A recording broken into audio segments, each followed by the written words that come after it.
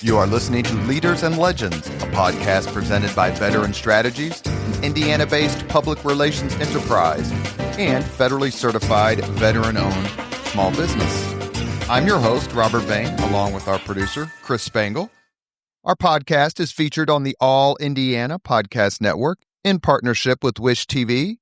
You may find Leaders and Legends at allindianapodcastnetwork.com. Thinking of starting a podcast or need to host a public meeting? Let Leaders and Legends LLC be your partner as you look for new ways to communicate your message.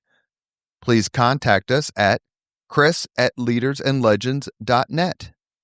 As always, all our podcast interviews are dedicated to the legacy and generosity of P.E. McAllister. Our guest today, he actually was one of the very, very first historians I interviewed via Zoom more than 5 years ago on this podcast, and is Pulitzer Prize-winning author Edward J. Larson. Dr. Larson has written several books, more than I can count on this particular podcast, but today we're discussing his new book, Declaring Independence: Why 1776 Matters. Professor Larson, thank you for coming on the podcast again. Thank you for having me back. I don't want to waste any time talking about the previous books, but you've obviously have the respect of your peers and colleagues. There are numerous, words of praise for the book, including Douglas Brinkley, who I would love to have on the podcast. Did he write American Moonshot? Yeah, I think so. Yeah, it was a stunning book. Anyway, a terrific author. It's his book, 1776, has been called Timely and Timeless, and a profound account of a pivotal year, eloquent and illuminating. It's all these things and more. We are recording this podcast on December 1st, 2025. So we have had a few Revolutionary period anniversaries, the birth of the United States Army, in which I served, and obviously Lexington and Concord and a few others. But we are about to enter into the motherlode of all anniversaries, and that is 1776. We like subtitles here at the Leaders and Legends podcast. So, Professor Larson, your book is Declaring Independence, and you subtitled it, Why 1776 Matters. Are you getting the sense that to some people it does not? No, not necessarily that it doesn't matter. Good question. But what I was trying to focus on with this book is there's a lot of people, and I'm not criticizing them at all. I mean, look at this TV series that's just out about the Revolutionary War. Or Rich Atkinson, you're from the military. Rich Atkinson's magnificent books about the military side of the war. They're talking about the Revolutionary War and why that matters. Well, I agree, it does. I was just up to Concord, speaking at the Concord Library, and a wonderful historian, Bob Gross, was interviewing me. And he said, you're in trouble here. We're sitting here in Concord within a few blocks of the Rue Bridge that arched the flood. We think 1775 matters because that's the Battle of Concord. And I replied, I think it matters too. And I think 1781 matters because that's the Battle of Yorktown, and that's the one that won it. But people don't talk about that. People talk about the spirit of 1776. Even at that time, they talked about the spirit of 1776. The very next year, in 1777, Charles Thomson, the Secretary of the Continental Congress, decides the Great Seal of the United States. And you can see it on the back of a $1 bill. It's got that funny pyramid with the eye. Well, if you look closely, what it says on it is something new under the sun. It's in Latin, but something new under the sun. And below that, the date in Roman numerals, 1776. I was just at the Texas Book Festival in Austin, and I was walking through the grounds, and they have statues everywhere in the grounds of the Capitol. And one of the statues is to the heroes of the Confederacy. And what it says right on there is these people fought for the spirit of 1776. So my question is, why does that year matter? Why does that particular, not that 1775 or 1781 do not matter, they do. But why does that year matter? And so what I did was I went back and did what a historian does. I looked at the primary sources.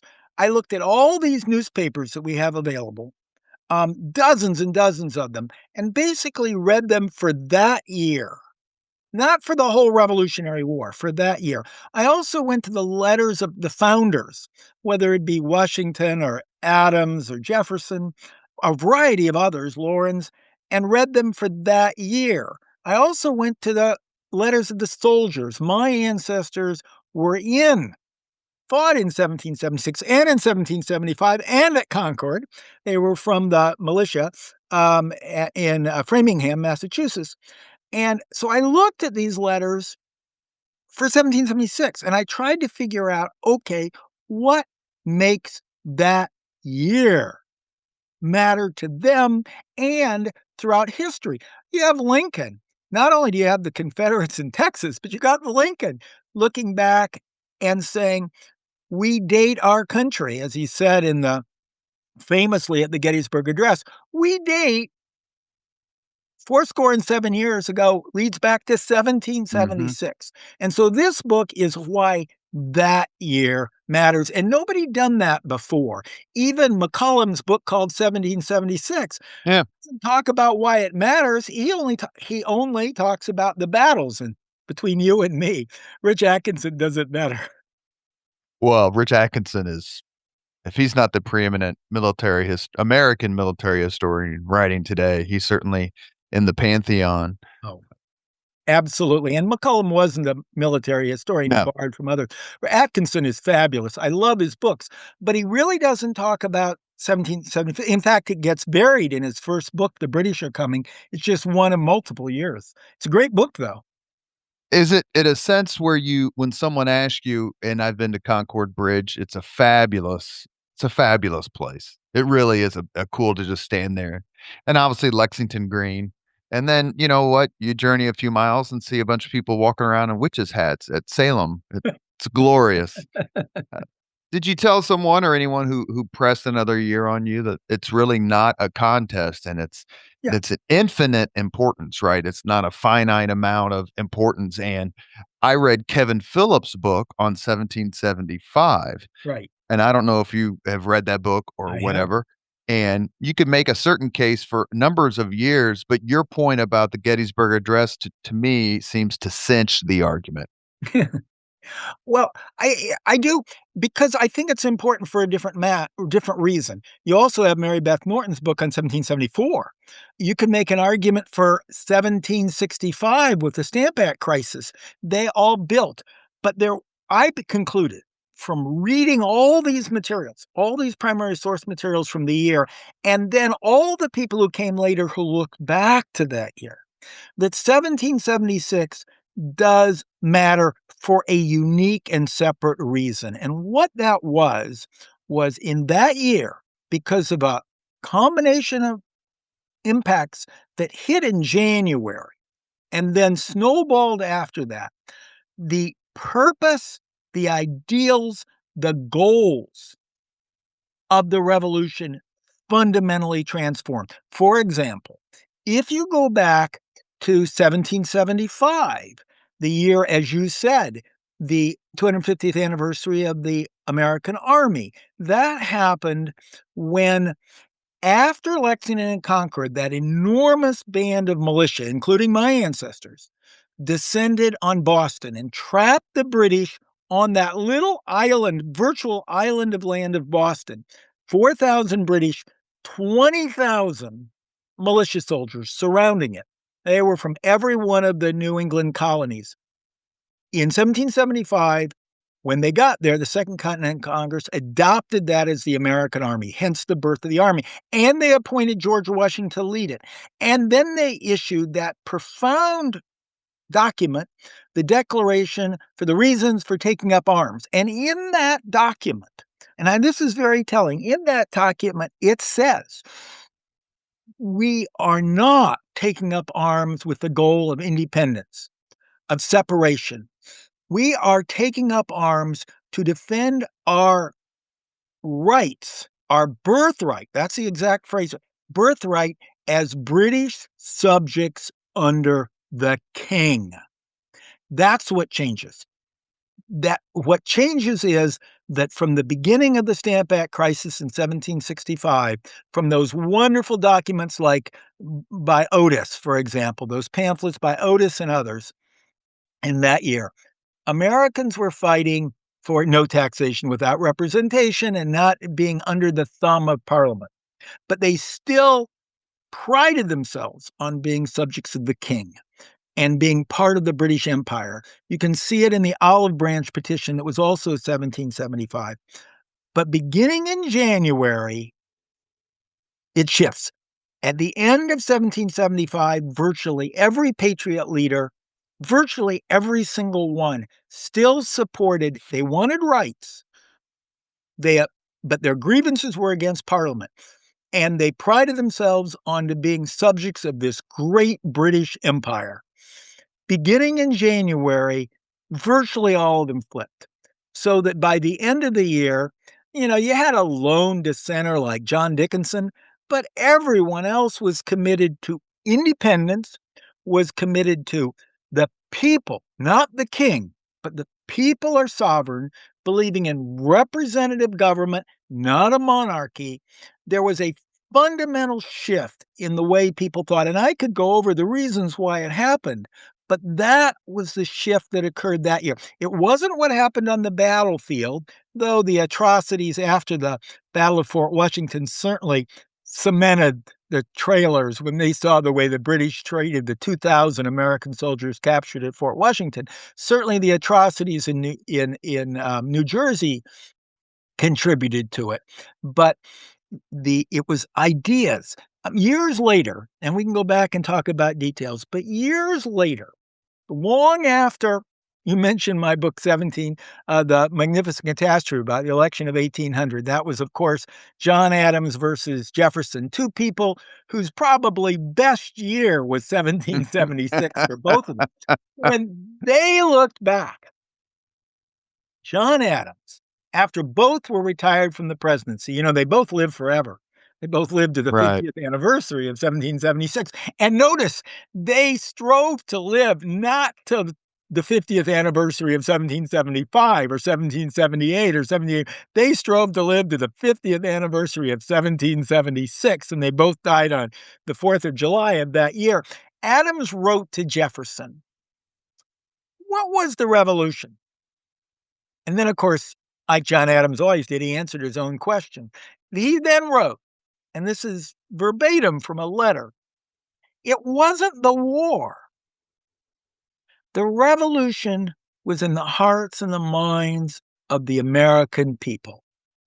And it was all over by 1776. If I were to write my own thesis and said the most important person Central Indiana. Wish TV is now live on YouTube TV and Hulu Live, offering more hours of local programming than any other station. Search for Wish TV or look for CW8 on both YouTube TV and Hulu Live to find us. Watch local news, sports, and lifestyle shows live from Wish TV. You can still catch Wish TV free over the air or stream it live on wishtv.com and on the free Wish TV mobile apps. Wish TV, available in more places for the latest news, weather, and sports. most important American or colonist in 1776 is Thomas Paine. How would you grade me, Professor Larson? If you were writing it from the perspective of 1776, I agree. If you'd ask, and not just me, if you'd ask Adams and Jefferson and Washington, because what seems to have shifted the way everybody thought happened in January. Again, in December, virtually everyone still backed some sort of reconciliation where the taxation without representation would stop and Parliament would be limited, but Americans would still be British subjects of the king. But three things collided, and one of those was Paines, but it wouldn't have worked alone. If you read over all these newspapers, if you read over all these letters, what happened in January was the king gave a speech from the throne, and that's a special term of art. It only happens once a year, and the king sits on the throne in Parliament and basically gives the State of the Union address. Happens in late October, but it didn't reach the colonies. If you read the newspapers, it didn't reach because it takes a while to get over on the boat. It didn't reach the colonies to early January. One place it appeared in December. Every place else it was in January. And in that speech, and these are the king declares the colonies in open rebellion. He withdraws all of his protection from the colonies and vows to send the largest British army in the history of the world, plus 10,000 German mercenaries who were viewed as bloodthirsty barbarians by the Americans. 32,000 men, plus the largest foreign navy in the history of Britain. Hundreds and hundreds of ships to the colonies to subject them. That shocked the colonies, and thereafter, the enemy became not Parliament, but the king. Second, on January 1 of that year, the British Navy bombarded Norfolk. At that time, the second largest city in the American South, largest city in Virginia, the entryway to the Chesapeake, bombarded and totally destroyed it, or at least that's how it was presented in the newspapers. And this city was destroyed by a matter of British policy. And so you had the king renouncing any support. And that spreads in the newspapers, of course, during January. And then in the middle of the month, out comes Thomas Paine, getting to your point, Common Sense. And that document made it all make sense. For the first time, he argues systematically in 80-some pages, systematically, that beginning with the social contract theory of government, a la John Locke's second treatise on government, that people were originally free and independent and formed a social contract, came together to protect their life, their security, their liberty, better protect them, and their happiness in collective government. And that after that, monarchs arose, and monarchs were the cause of all the problems. As he writes, it's better in the eyes of man and the eyes of God, one good man, than all the crowned ruffians who ever lived. Because monarchs, he argues, authoritarian governments inevitably become tyrannical. The state is me. They believe they are sovereign. They are the state. That's what Louis XIV said. That's the way they thought, the Hanoverian kings of England thought. The state is me. And they say, no, the state is us. The state is we. And we believe in popular sovereignty. And he argues that if we're fighting for that, we can defeat all the armies in the world. The cause we fight for is the greatest cause, is the cause of all mankind, not just the cause of Americans. And that finally made everything make sense. The problem was not taxation without representation. The problem was authoritarian rule. And the answer was representative democracy, popular sovereignty. And so you see the letters coming back from the soldiers, the troops surrounding Boston. You see them writing to Adams, their representative in Philadelphia, or John Hancock, their representative in Philadelphia. And they're filled with, give us something to fight for. We need something to fight for because ideas matter. We don't want to fight for lower taxes. We need to fight for independence. They're pushing the leaders. And it's so Washington, of course, has Paine's Common Sense read to the troops. And suddenly those troops, but not only for them, You see it in George Washington saying, the battles that are taking place, that is the siege of Boston, coupled with the plain wisdom of the pamphlet Common Sense, will not leave many not supporting independence. You see it in the writings of Abigail Adams and Mercy Otis Warren. They say, this, we suddenly understand what the problem is. And we know the solution is not taxation without representation. The solution is representative democracy, popular sovereignty. And so by the end of the year, every state basically writes a new state constitution overthrowing the sovereignty of the king that was in the charters. And I could quote from any other one of them, but I love that the one that Adams actually advised on, the one in South Carolina. The opening line is that all power, all authority is vested solely in the people only. Now, think of the change. That had never happened in the history of the world. In the history of the world, all governments were the king was sovereign, or the church was sovereign, or God was sovereign. Now in America, for the first time, the people were sovereign, and so Paine could write, "The sun never shone on a greater cause." You are listening to the Leaders and Legends podcast. Our guest is Edward Larson. He's a Pulitzer Prize winning historian. He's written several acclaimed works on early America. He's a graduate of Harvard Law School, and he went to University of Wisconsin-Madison and has yet to see a win from the Wisconsin Badger football program. But he is a hell of a scholar, and I can tell you this because he has a Cincinnati Reds pennant up in his office. We are discussing his book, Declaring Independence, Why 1776 Matters. Just to stick on Paine for 1 second, because that was the part, to be candid, of this book that I enjoyed the most. And probably because it was the part of the book about I had the least knowledge, for sure. Is it fair to say that Paine is an unlikely literary hero of this period? I guess you wouldn't have predicted it. I don't know about unlikely. He was a gifted writer. The idea of writing Common Sense was from the great patriot Benjamin Rush, who is right there in the pantheon. And he, working with Benjamin Franklin, who, of course, in my view, is one of the two indispensable Americans of the Revolutionary era, Franklin and Washington. And it's not a competition because, as I wrote in my book, Franklin and Washington. Washington, which is very good, by the way. They got along very well. Yeah, Washington treated him with reverence, which I thought was very interesting. And I hate to say it was very kind of old school, sort of genteel treatment, but I love the part of your book and other books. Washington, it seems to me that he admired Franklin above all others and really deferred to him and treated him with a colossal amount of personal respect. Well, they went all the way back together to the French and Indian War, where Franklin was colonel in charge of the Pennsylvania militia, and Washington was the colonel in charge of the Virginia militia, and they were both fighting on the Ohio frontier.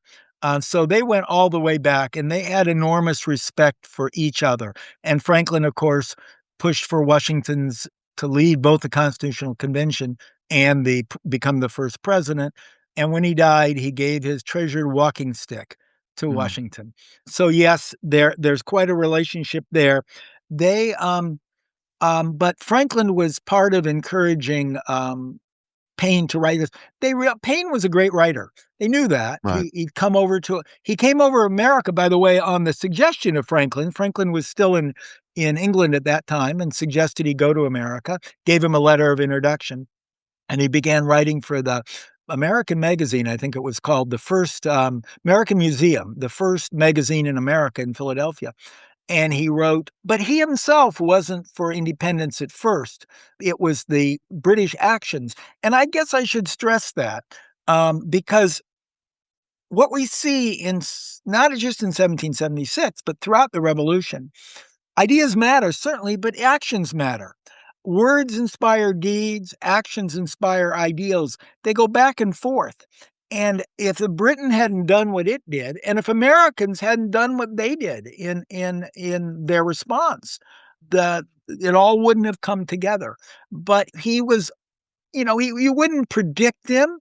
In fact, when Common Sense first comes out, it comes out anonymously, and there's a guessing game of who wrote it, and nobody really thought of paying it first. He quickly took credit, not credit in a bad way, credit in the sense that he gave all the royalties. It was the best-selling publication in American history at the time. Incredible sales within a matter of weeks, and he gave all his royalties to the troops. He gave all his royalties to help the war effort, to buy mittens and other warm clothes for the soldiers. And then, of course, he signs up himself and serves That's right. himself and marches with the troops and writes, as he used to say, on a drumhead. He wrote letters back for publication back from the front, and finally the crisis, which happens, the crisis number one. These are the times that try men's souls. That comes out in December of 1776. They sort of bookend the year. Right. So he was a unexpected major figure, but he gained enormous respect when he'd come to the front. Washington gave him, and General Greene, who was probably the best, greatest. That and Knox were the greatest of Washington's lieutenants. I defer to a veteran to dispute that. No, I think don't it's Greene dispute and that at Knox. all. I don't dispute that at all. Steuben. They both had enormous respect for the power of Paine's words. So yeah, he put into words what people were thinking, and once he put it into words, people thought it even more. And the Treaty of Paris is in 1763. It ends the 7 Years' War, which is probably, as I would argue, and a lot of historians do, so I'm not breaking new ground here, the first World War.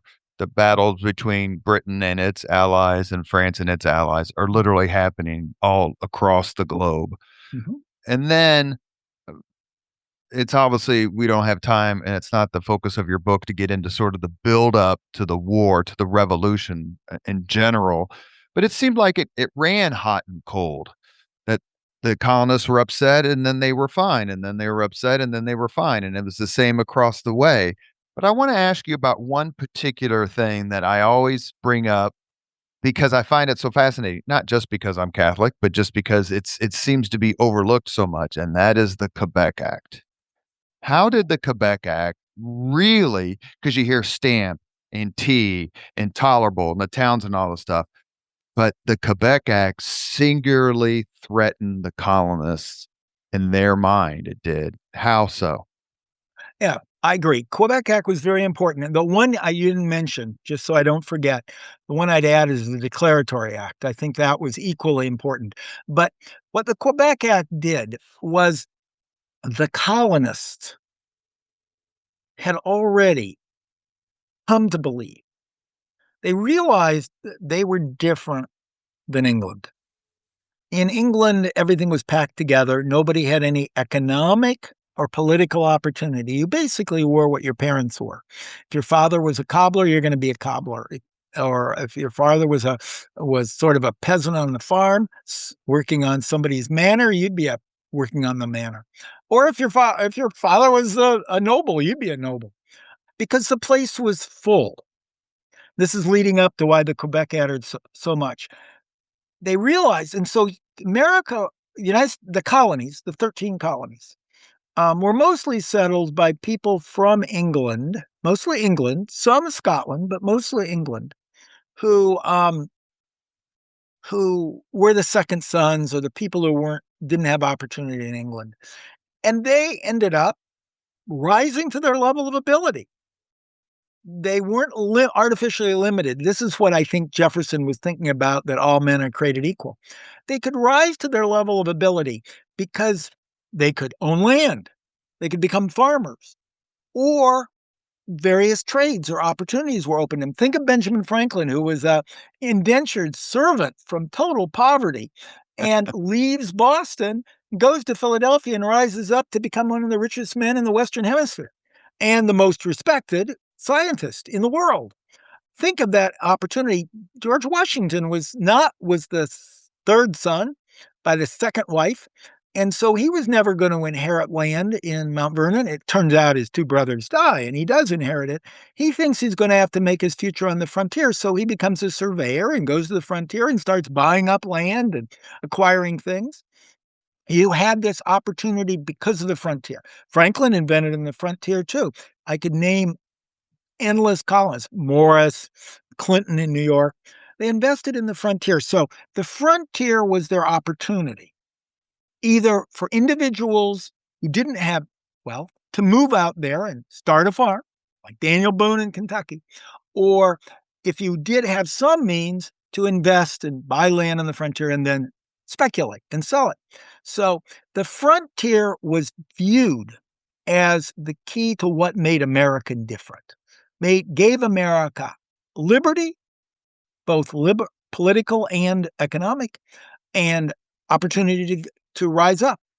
And all of the original, or most of the original charters by the king had no western bound. So they'd be from one river to another line and all the way west of the Western Sea, they'd say, or to the sea or to the west.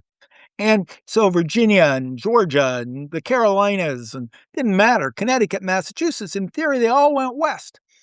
Now, that led to the war of the French and Indian War, or the 7 Years' War, if you want to talk. It actually started because the French had come down and claimed the Ohio country. So they had come down from Quebec, first down Mississippi, but then down the Ohio, LaSalle and others, down to New Orleans, and they claimed everything west of the Appalachians. Virginia also claimed it because their line was Potomac down to where North Carolina is in the Potomac, but they didn't know when they said that line, the Potomac doesn't go west, it goes northwest. And so they had this big triangle going west. Pennsylvania went directly west, and so Pennsylvania and Virginia overlapped in what's now the Pittsburgh area. But so did the French claimed it. So all three were settling that area. And that's where the French and Indian War starts, in the battles right there, because they wanted the frontier. And so they fought.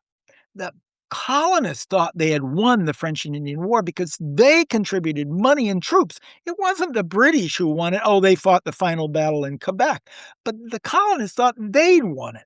And they were fighting for their frontier, their future, their whole identity. You could read that. It doesn't matter. Read like Kravoka. You can read Letters from the American Farmer. What is an America? America is this new man who is a new man because they have the frontier. Then the British win with the Americans. And instead of confirming each colony's rights to the frontier, they say, to heck with it. The Proclamation of 1763, I think it was, and the Quebec Act gave all of that territory to Quebec, not to the colonies. They took it from the colonies and gave it to Quebec. And they affirmed the Catholic Church in that region.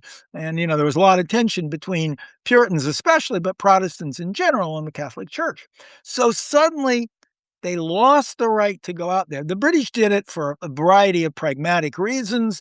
There were furs out there, and by trading with the Native Americans, with voyageurs going out there through the forts in Detroit and elsewhere, they could get money. But they also, and this was part of their plan, they also wanted to keep the colonists basically on the frontier, on the coast, where they would be controlled by the British Navy, because the British never had a great army, but they had a great Navy. So they wanted to keep the colonists subject because they were afraid that if the colonists move west, they will grow ever more distant, independent-minded.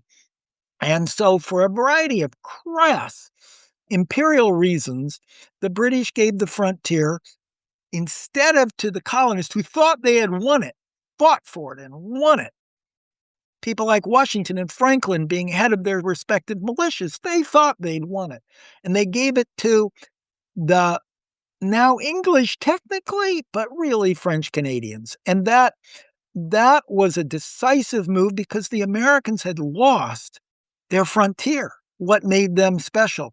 And they all noted that. So I hate to go on so long, but I'm just underscoring what you're saying.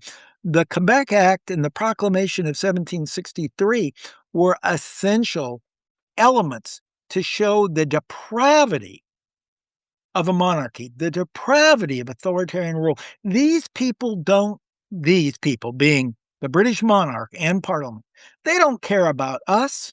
We, as several of them wrote, Dickinson wrote this, but others wrote this saying, wait, we are British too. You should care as much about us as you care about the people in England, and you don't. And once they realize that, and Paine makes it clear, once they realize that, they decided our only option for our future is independence. And that's why they were willing to fight so hard to win it. They believed, nobody could have said it better than Jefferson said it. But in saying it, he simply echoed what everyone else was saying. And I document this in my book through the preceding 6 months of 1776. Their inalienable rights of life, liberty, and the pursuit of happiness, they became convinced, all rested on independence. That's one of the reasons is what you just said, which is obviously right on the money. You don't need me to say that, but why so many soldiers and people were promised land. Fight this war, we'll give you land. We won't give you money. We won't give you absolution. What you'll get is the land and a chance to make your own way. True. Absolutely true. That is, they were paid them in land, but that's what they wanted. There was land on the frontier. But now go back. That's what Virginia promised its soldiers, and Pennsylvania and the others. That's what they'd promised them in the French and Indian War. And they got that land. Washington got big chunks of land west of the parts of Virginia that were in the Ohio River Valley. And it was all taken away by the Quebec Act and the Proclamation of 1763. They made those promises before, and by Virginia, and the crown had taken it away. So now these new colonies, and it tended to be, it wasn't the general government, the Continental Congress that was doing that. It was the individual states, the Carolinas, Virginia, doing just that. You fight, and we'll pay you land on the frontier when we win it. And that's one of the reasons why Ben Franklin, who was important in so many different ways, but later he was important in 1776 for writing the Pennsylvania Constitution and also for revising the Declaration of Independence for Jefferson and putting in that wonderful line, we hold these truths to be self-evident, not sacred, self-evident, which is a big difference. Why he fought so hard, he manipulated the treaty, the peace treaty of 1783, to include the frontier because he knew that's what the promise was. And only he could have pulled that stunt off because the French didn't even support that. We are discussing declaring independence, why 1776 matters, with its author, Edward Larson. It's his second appearance on the Leaders and Legends podcast. He was one of the very first authors to come on 5 years ago, more than 5 years ago. He discussed his book then about, to me, the greatest American who ever lived, and that is George Washington. Let me ask you quickly, Professor Larson, is there a particular Hoosier leader and or legend you admire most? Oh my. Well, it depends on who you count as a Hoosier. I honestly have quite a bit of admiration for William Henry Harrison. Now, William Henry Harrison was born in Virginia, but he was based in Indiana when he becomes president, ever so briefly. I think he would have been a good president. I think He would have been a hell of a lot better start. than John Tyler, for God's sakes, who And- also has the distinction of being the worst ex-president in the history of the United States, in my view. When you join the Confederate Congress, you win the prize. Anyway, Yeah, forgive me, good Professor. point, good point. But, that would be an example, but you have and I do think William Henry Harrison but it wasn't just that. He had a great career. I think he would have been a wonderful bookend. He appointed a great cabinet. He would have been a wonderful bookend with Andrew Jackson, who, of course, mimicking both were heroes of the two great heroes of the War of 1812 were William Henry Harrison and the Battle of Tippecanoe, and then Jackson, of course, down in Battle of New Orleans. But they both had a great post-presidency. So if you count him as an person from Indiana, and Ohio and Virginia also count him, I might put him at top. What Hoosier do you hold in highest esteem? Bobby Knight? He was born in Ohio, but I know. sure. He I coached don't me know. in What high about school basketball. he? Bobby Knight coached you Well, in high school basketball? sort of. He was good friends of our coach, and he'd come in and of course, Bobby Knight, I knew from when he played for Ohio State because one of his colleagues, Siegfried, came from our town and was good Mm. friends of Siegfried's parents and my parents were close friends, so we'd go down to St. John's Arena and watch Havlicek, Lukic, Knight, and Siegfried. And Knight was obviously a massive history buff. Let's see, Hoosier. Let's see. I guess I could say Ann Baxter. She's hot. She's from Indiana. I would say here's what I'll be obvious, but at the same time, it's different than maybe the subject of this podcast. It would be hard for me not to say the greatest legend in the history of Indiana is Larry Bird. He embodies so much of what the Hoosier State's all about. Came from nothing. Father killed himself. He had a dream, signed to play basketball with Bobby Knight, left a few weeks after he started because he was so poor that he didn't feel like he could fit in. It was too big. Then went and created his own legacy at Indiana State and is by everyone with a posable thumb one of the 10 greatest basketball players in the history of the sport. So he would be, and I've never had him on the podcast. Obviously, I'd be over the moon to have him. So he would be my choice. If I had to choose someone in a different realm, it'd be Richard Lugar. He's the Oh. greatest public servant in the history of the state. I agree with you on both scores. I had enormous admiration for Lugar as mayor, and then later as a senator, mayor, and then certainly what Larry Bird did with a woebegone team, transferred it into national leaders was absolutely phenomenal. So Let's good choices. Thank you very much. And Ann Baxter. Or we could go David Lee Roth if you like, Professor Larson, born in Bloomington, Indiana. I love Bloomington, but where I love going in Indiana, I love Brown County and I love Columbus. Beautiful. Oh, yeah. The architecture in Columbus is astonishing. Let's talk about the direct Declaration of Independence. I just did a podcast not that long ago on that very subject. It's fascinating in and itself. It's fascinating with regard to its impact.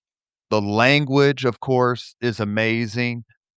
It doesn't really, I'm not going to say it doesn't get the respect it deserves. It obviously does. There are some competing documents, of course, but to me, Lincoln gets it right when he says basically all of my what I think of government and what I think of democracy and the republic, it has its birth, its origins in the Declaration of Independence. Please take a few minutes and just tell the Leaders and Legends podcast audience why a Declaration of Independence was deemed to be essential. It's a really good historical question because at the time it wasn't deemed essential. That's what makes it interesting. At the time, if you read John Adams, if you had to give one person, while I agree with you on Paine was essential for changing the minds of the American people, Washington was essential for leading the troops. But if you had to name one person who pushed the political stages of independence was most essential, was John Adams. And John Adams repeatedly wrote, because he wrote endless letters, and he would make the same observation. He was a relatively early convert to independence by the by January of 1776. And he thought that what was essential, what was really essential, and he said this repeatedly, were new state constitutions. That's why he spent time writing what I believe to me is the most important document he ever wrote, Thoughts on Government, which came out, which it was letters and then published in May of 1776. And Thoughts on Government's basically how you write a constitution. Remember, at the time, not only was Republican government, representative government, popular sovereignty new, the new state constitutions were written in 1776, were the first written constitutions in the history of the world. But that's because each of the states had charters that were given by the king, and they put them, the various colonies, under the king. So what Adams thought, and he got the Congress to back, Continental Congress to back, is that each of these states needed to write a new republican or constitution. That is, a constitution giving sovereignty to the people and creating a representative government that was the supreme. And his idea is the legislature would be supreme. And he designed, frequent, fair, and free elections to choose these representatives. Now, he thought that created independence. So he thought that he pushed through Congress in May of 1776 a resolution calling for independent governments, calling on each state to adopt a new constitution, making the people sovereign and replacing the king. Now, a few states had rushed out ahead and already did that because this was an idea that he was already floating and others were floating. So a few came out before. Many came out before 1776. Virginia was, for example, and South Carolina was before, and New Hampshire was before. He thought that was critical. And if he get his list of what was needed, recognition by other countries, what was necessary for independence, he didn't include a declaration by Congress. And so what happens is he writes the resolution, he writes a fiery preamble to that resolution, giving the causes and reasons for it. Congress adopts all that in May. And then Virginia goes about drafting its new state constitution and sends a resolution, arrives in Philadelphia in June, calling on Congress to adopt a Declaration of Independence, to proclaim independence. Richard Henry Lee's letter. And so when they get that, it's moved by Virginia, and Virginia again is already busy writing its constitution. But they think it's good to have, and again, this was disputed, but the governor decides, yeah, it'd be good, or the Speaker of the House of Burgesses decides it'd be good to get Congress to officially back all of this with a resolution. Patrick Henry and others didn't think that was necessary. But so they send this resolution up, it gets adopted, and they immediately then appoint a committee to draft a declaration to justify this proclamation. The proclamation merely says these colonies are and of right should be free and independent states. That's it. And so they appoint a committee to draft it. And the committee is the three great writers at the convention, Jefferson, Adams, and Franklin, plus two others to round out the geography. Those others two are never really consulted. Only the three of them do it. And Adams thinks it's not that important. So he agrees to Jefferson, who was technically the chair of the committee because he got the most votes, let Jefferson write a first draft. And Franklin, he goes back and forth with Franklin, and Franklin makes more significant edits. We can see them in his hand. Adams makes a few. He also sees it because they were universally recognized as the three great writers in the room. And what Jefferson then does is Jefferson spends very little time on it, actually. And that's what I'm able to unpack when I go chronologically, because I've got all their letters. It doesn't really come out of a book just on the Declaration of Independence. As Adams later said, it was piecework of an afternoon. And what he does is he takes what's already out there. He's been working on the Virginia Constitution, and he has George Mason, who is the main author. He has his Declaration of Rights, and he has his own list of grievances against the king, which actually go back to his own Summary Views, which was a pamphlet he published a couple of years before. And he has the various state constitutions that have already come out, all of which include a list of grievances and a Declaration of Rights. And what he does is he takes all those pieces and puts them together. Again, Adams later said, it's the piecework of the afternoon. And Jefferson replied, well, nobody asked me to write anything new. They asked me to put together. But what he does is he beautifully puts together. It is piecework, but like a beautiful Virginia quilt. You can see where every piece comes. It didn't take too long to piece together. But what he does is he gives the philosophical justification. We hold these truths to be self-evident, that all men are created equal. Now, you got to say that, because if you don't believe all men are created equal, you can't justify a representative popular government. You're going to have a hierarchical government. If you believe kings and nobles, as in Magna Carta, they have higher rights. They have a right to rule, and the free men are lower, and then the serfs are yet lower. If you don't believe all men are created equal, you can't justify what you're doing. So we hold these truths to be self-evident, that all men are created equal. It wasn't new with Jefferson. It was floating around from Paine and others, and Franklin. We hold these truths to be self-evident. All men are created equal and endowed by their creator with certain, he wrote, sacred, but Franklin wisely turned to self-evident, because self-evident, again, bases it on the people. It's self-evident to who? To the people. Doesn't come down from God. It's self-evident to the people. We hold these truths to be self-evident. All men are created equal and endowed by the Creator with certain unalienable truths, among which are life, liberty, and the pursuit of happiness. And when any government becomes destructive to these ends, it's the right of the people to alter or abolish it. Now, those three rights, self-evident rights, that's what everyone was talking about. If you read Adams's Thoughts on Government, which everybody was reading, if you read Common Sense, if you read all the letters and speeches that were going around, they're trying to argue, what are we fighting for? We're fighting for, why we want independence is we want to protect our security, our liberty, and our happiness. By happiness, they didn't mean pleasure. They meant this deeper sense of happiness. What's the purpose of government?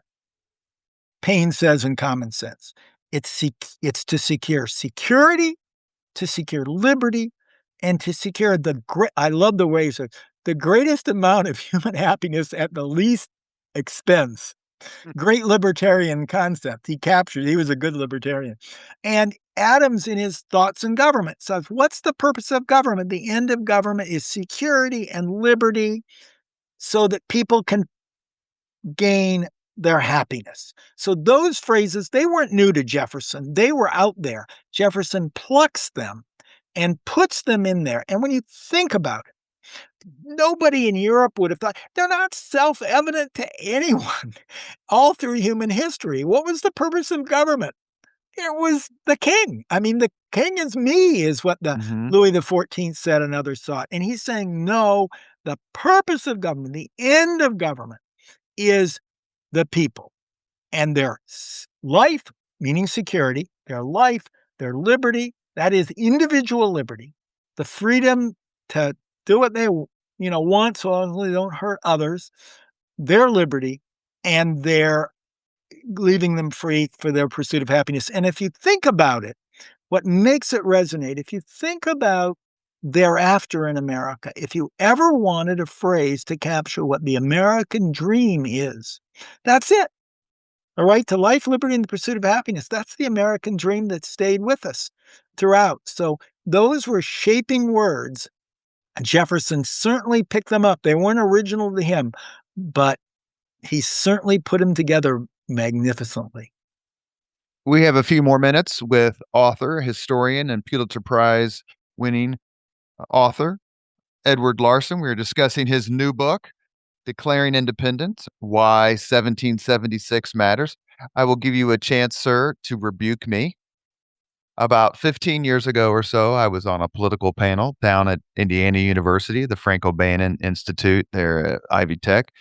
And I made the comment, the question was basically, I was the Republican, and a good friend of mine was a Democrat, and there was some sort of media member whose name escapes me at the moment. I apologize. We were discussing negative campaigning, and I made the comment, much to the horror of the 100 or so people in the audience, that the Declaration of Independence is the greatest negative campaign document in American history. And after I got hissed and like, oh my God, what an idiot sort of thing, the moderator gave me a chance to make my case. And my case is, if you read the Declaration of Independence, you will notice that there are more sentences that start with he than any other word. Why was it? How far off am I? Assuming I am a tad. But why was it important to Jefferson, to the colonists, to list their grievances against King George III? They had to establish the justification for declaring independence. And you're correct. If you break down the Declaration of Independence just in chunks, the first chunk is the preamble, the we hold these truths to be self-evident, the fact that the right to revolt. And then they say the grievances. And it's a litany of grievances now, unlike in the declarations and proclamations of 1775, which are all direct, and before, which are all directed against Parliament and the abuses of Parliament. And the issue with Parliament was not that Parliament was unrepresentative of somebody. It was just unrepresentative of the colonies. They didn't contribute. They didn't vote for it. And therefore it was them. But it now becomes he. It's all personalized. And virtually all of the litany of issues are he. Now they needed to make it because what they were rebelling against now, this is what makes 1776 matters, is now they're rebelling against authoritarian rule. They're rebelling against the sovereign king, not an elected parliament. The whole basis of their sovereignty, what they were founded on, their rights to settle, in theory, their rights to settle the colonies were based on the discovery and claiming of a sovereign Christian monarch. They're rebelling against all that. So they need to give the reasons why they are against them. That's what common sense does.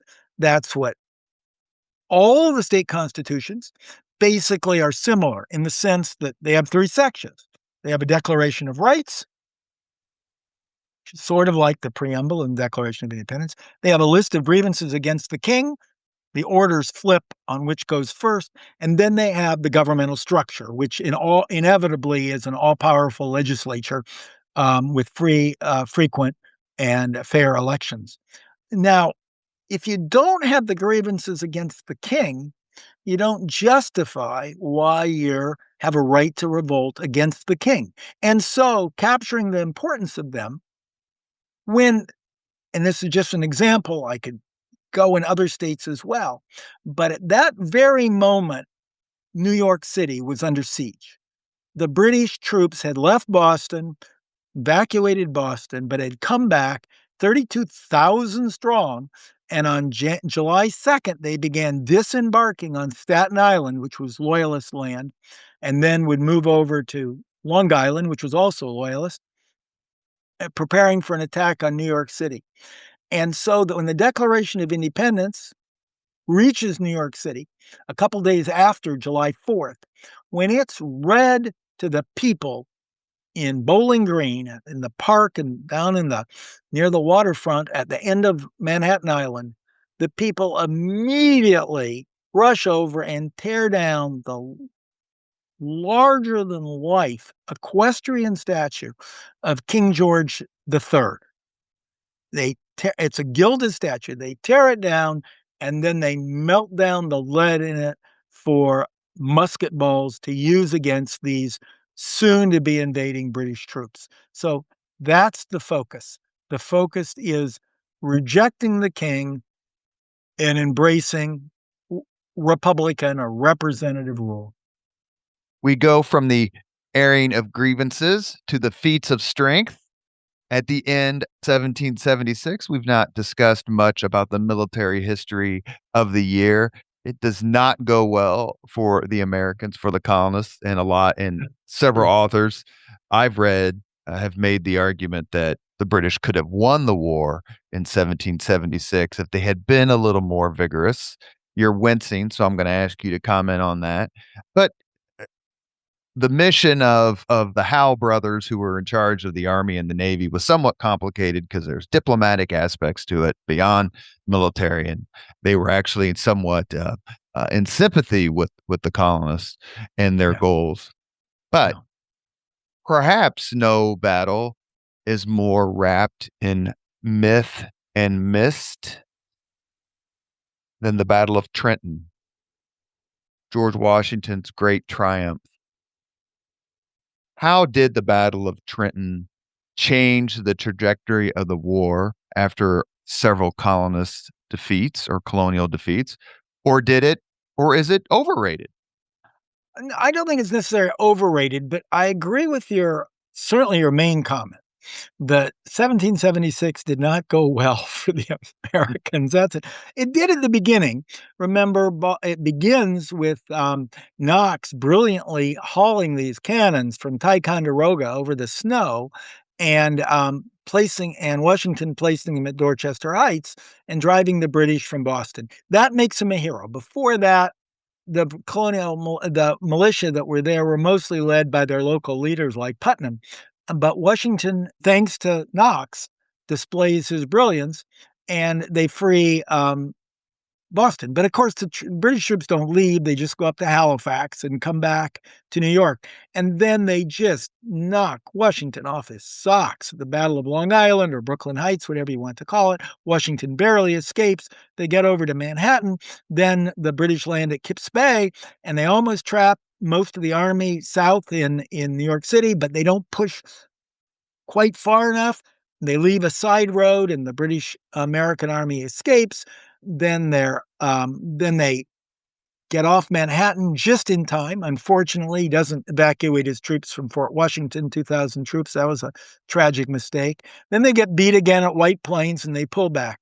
And what Washington does is he decides on a war of attrition. He becomes Adams and others start calling him the American Fabius. Fabius was the Roman general who, when Hannibal invaded with troops and the elephants, he just retreats and retreats and retreats. And it becomes a war of attrition. And finally, Hannibal is worn out. And that becomes Washington's strategy: wear out the British by not letting them fight the army. And this is why I don't think the Howe could have won then. What happens and as I cover it in the book, what happens during this period, as Washington is retreating and the British are winning battle after battle in and around New York City, and then across New Jersey, the colonies are a big place. The people, as Adams has said, they'd won the war by changing the mind of the people. The people have rejected the British and are for independence. So as the army moves around, whatever they leave unoccupied flips back to the Patriot side. They can't be everywhere. There are only 32,000 of them. And so they keep moving, and the Patriots move in behind them. So yeah, the British can hold wherever they are, they showed, but they could not hold the country. And meanwhile, the whole rest of the country is in the middle of these warfare. And that's what's missed in a lot of these. When you're reading Atkinson, Atkinson is great for the battles, but what he misses is what's happening elsewhere. So why these battles are taking place in Long Island, for example, South Carolina and North Carolina, they're all writing new constitutions. They're all turning. They're all becoming Republican. They're all becoming republics because, the states were independent back then. Same way with Massachusetts and New Hampshire. And so the British keep moving around and trying to chase Washington, and Washington learns, I just got to stay out of their grip. I just got to not be captured. And then when the British do capture anything, like when they capture 2,000 troops at the Battle of Fort Washington, they put them in these awful prison hulks where they're all die miserably. yeah. Or when they move across New Jersey, there's stories of rapes and pillages. The Hessians that are with them are stealing everything in sight. At least that's the reports you read in newspapers, and hauling it back. And these atrocities simply steel the Patriots even more. We cannot accept this authoritarian rule. And so, actually, yeah, the British are winning battles, but they're losing, again, further losing the hearts and minds of the American people. So, what happens at Trenton, because that was your question, what happens at Trenton is Washington makes a clever strategic decision. He's going to lose his troops because they sign up for the year. He's going to lose his troops on January 1. So at the very, very end of December, he moves what he's got left, and he doesn't have much left, but he moves 4,000 troops. What he's got left, they've already been pushed totally out of New Jersey. Now, the British have gone into winter quarters, and they've taken their various regiments and they plopped them down in different towns where there are houses where these people can stay through the winter. And so there's a small Hessian element. And remember, the Hessians by now are vilified as rapists and murderers and pillagers in the town of Trenton. They all speak German. There are eventually no British there. And they're way outnumbered by what's left of Washington's army of 4,000. So they cross above Trenton and come around and predictably defeat the small Hessian regiment, capture the small Hessian regiment at Trenton. That is billed, even though the British viewed it as a minor, pinprick. They still had troops in all these other towns in New Jersey. They were still spread out. This was a small element. But the Americans, because they controlled the press and the rest of the colonies, they painted it as we've gone back. He's crossed the Delaware. He's back in Virginia. We've taken part of Virginia. He goes back across when he finds out that that the British don't reinforce Trenton. Washington has captured the Hessians there. Washington recrosses the Delaware. And then when the British do come after him, he flips around and attacks Princeton, which is another small base, but it's been they've been moved down to try to capture the Washington the second time they're in Trenton. Now this is in the first week of January. They take Princeton, and then the British under Cornwallis turn around and head back to Princeton fast, and Washington just skedaddles ahead of them up to Morristown and spends the winter in Morristown. But all those steps can be presented as we've retaken some of New Jersey. And by claiming that we are now on the offense, the British haven't. So in the beginning of the year, the Americans won in Boston, and at the end of the year, they had this comeback in New Jersey. Now, they're going to be pushed out of New Jersey, and Philadelphia is going to fall the year later. But it does give an important moral boost. And that's an example where actions mattered, but the way those actions were then portrayed in the newspaper, those words mattered. Patriots still controlled virtually all the other colonies. This gave them continued hope that the British can be beaten. And so, in that time, in December, Paine chimes back in with the first crisis publication that says, "These are the times that try men's souls. Those that stick with us now will have the glory of all time." And those words merged with the victory at the skirmish, as it were, of Trenton. And so Washington's actions and Paine's words, and eventually it all works out.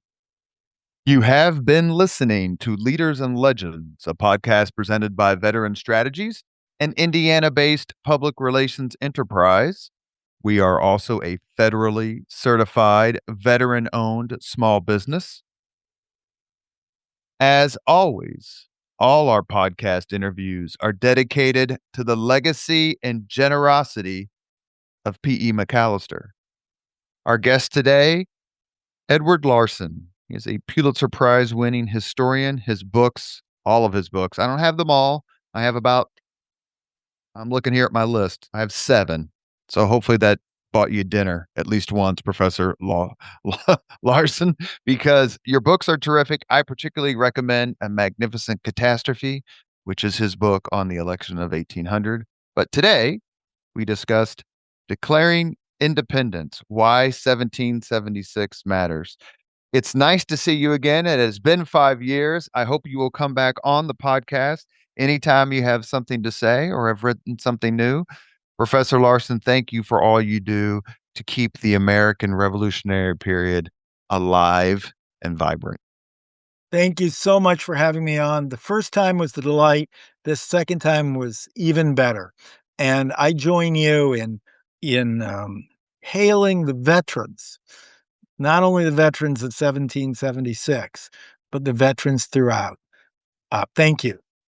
Thank you very much for listening to Leaders and Legends, brought to you by Veteran Strategies Incorporated.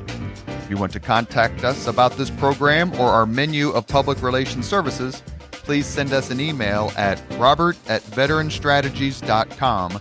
That's robert@veteranstrategies.com.